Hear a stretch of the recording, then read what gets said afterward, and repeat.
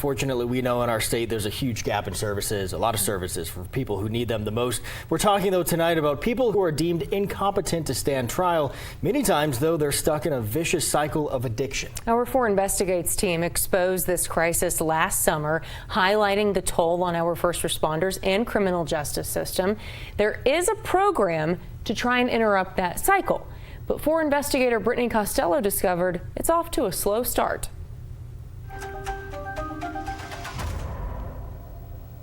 Hey, David, it's Albuquerque Police Department. It's just after dark in December 2024.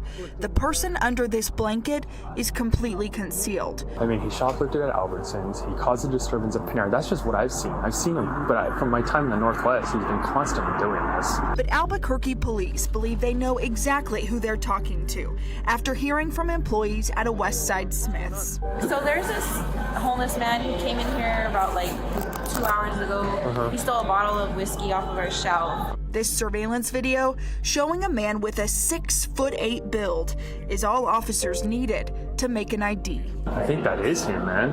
It might be. That's David Avalos, yeah. That's David.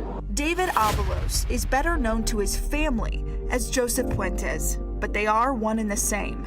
We talked to his mom, Priscilla Puentes, in June of last year, months before that December arrest. It's so hard to see that the system doesn't do anything. Avalos lives with schizophrenia. His family says he's on the streets, often abusing substances and committing crimes, cycling in and out of the justice system. Avalos has racked up more than 100 charges over the years, 19 criminal cases for things like shoplifting and criminal trespass since our story aired in June.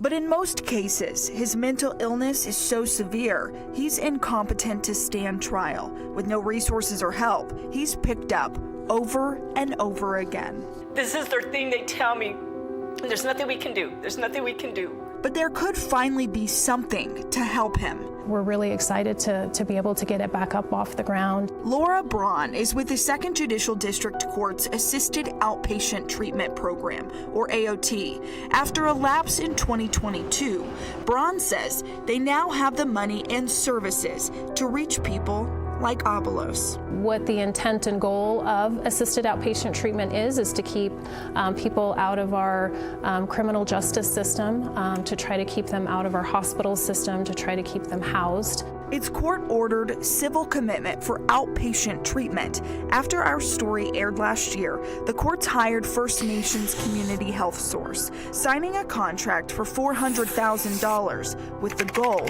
of serving 40 people. But the program is off to a slow start.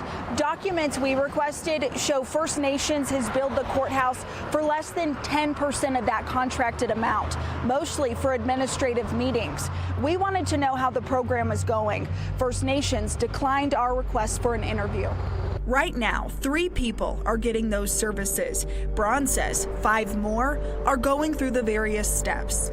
But the current contract expires at the end of June, so District Court is in the process of finding its next provider. You don't have any fears that you wouldn't be able to find someone else to fill those? I definitely think we're hopeful. I feel like the draw on that system, I think, is different today than it was, 2-3 years ago. And this time around, Braun is hopeful more people call on their services. They're working with local detention centers, hospitals, and law enforcement too. Those who often get calls for the same people over and over again. Hey Dave, you all right? You okay, man? People are calling, they're worried about you. David Avalos is on run-in number 5. In May alone, he was sleeping on this tiny median when Rio Rancho police pulled over to help. So what is your plan? Where are you gonna go? I'm going to homie, really. Where's home at? I'm going to my homie. Your homie? Or your home? Yeah,